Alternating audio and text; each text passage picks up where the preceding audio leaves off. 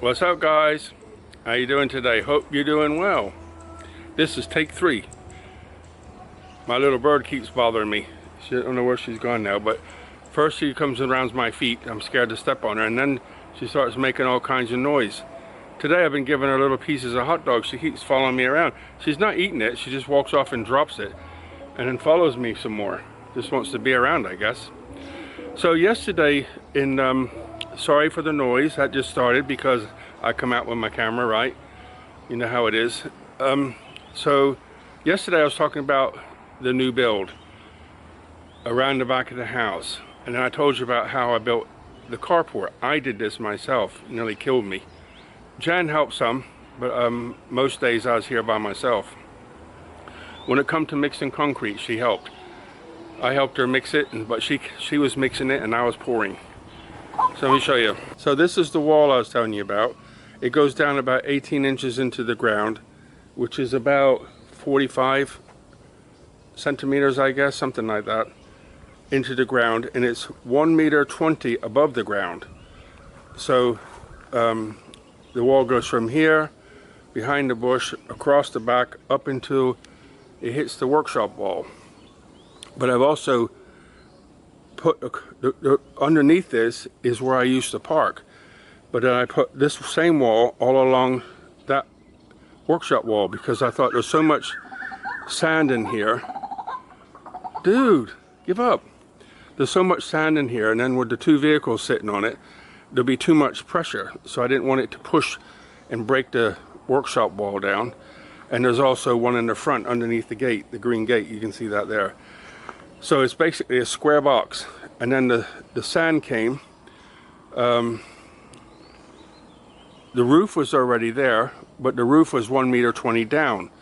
So I had to raise the roof up 1.20 meters, and then I had to raise the electric wire gubbins there up because the wire was nearly touching the roof once we lifted the roof up here. And then the sand was delivered. This piece of roof wasn't there then. The truck would drive in, reverse back, and Kevin had to, before the wall over there was done, Kevin was shoveling and shoveling and shoveling. Oh, nearly killed me. Anyway, got it all in, packed it high, then water it and walk on it, water it and walk on it, and just kept putting more on and walk and walk and walk. In fact, it was funny because we put music on and Jan and I was dancing around on it until we got it to like flat as we could, level as we could, put the rebarb on, and I paid somebody to come. I paid for the concrete to be delivered and paid for somebody to do the concrete on top, where it's like 4 inches of same grade concrete as they put on the roads. And that's the same principle as I'm talking about around the back. Okay? So then this concrete wall is about 10 inches to 11 inches thick. So they'll build on top of that wall a new building around the back. Same principle for those who didn't understand, okay? And now we got 2 birds. What is going on, guys? Okay, I'll give this one little guy here I'll call Penguin because he looks like a penguin. And this guy over here, sorry to wiggle the camera, that's Ray. But he's scared of the little bird. To be fair, the little, he's not gonna let anybody have anything.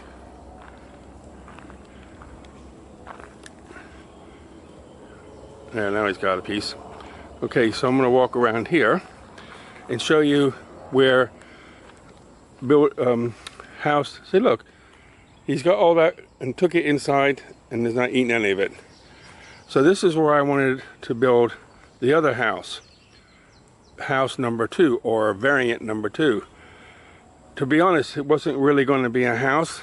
Some of you might have remembered I said about a tree house. So what's here is scrap metal from building the workshop, which I use now and again, and some wood and pots and old stuff for repotting. And that is wood over here. is just a pot of wood composting down and to fill a hole in.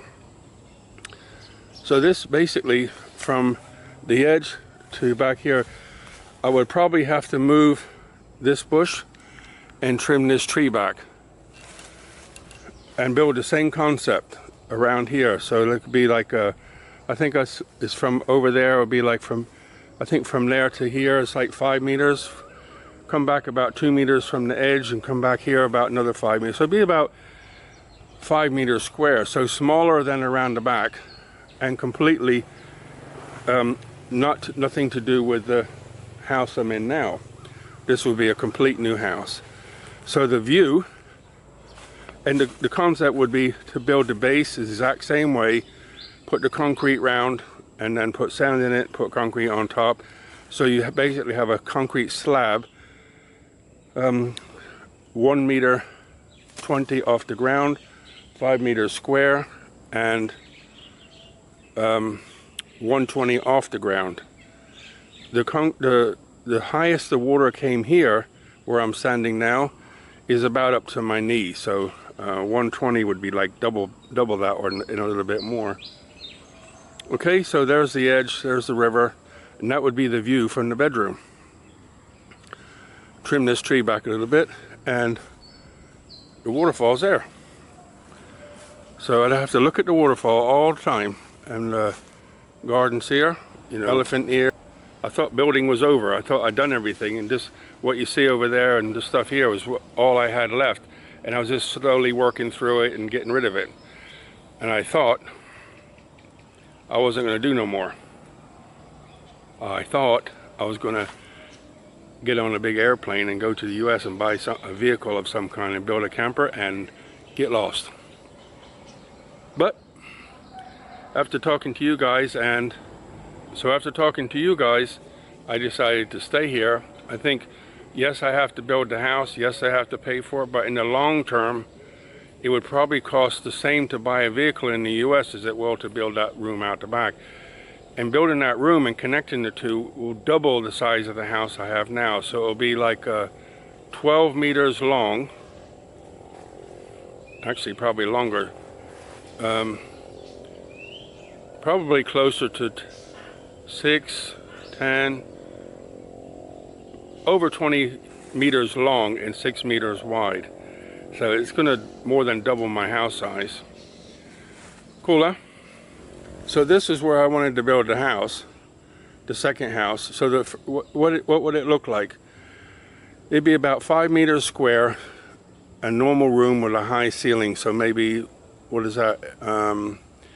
3 meters would be 12 foot, so maybe 2.5 meters tall, so the heat can go up, and then just make a normal building with some stairs coming down. But see what I'm talking about? If it floods, then I have to walk from here all the way across there and then up onto the road. So what I was thinking, I could have dirt delivered, take it to the same height, bring it all the way across to here, and not have to walk in the water, and that would give a natural barrier to the other house and the workshop. So everything can be fixed.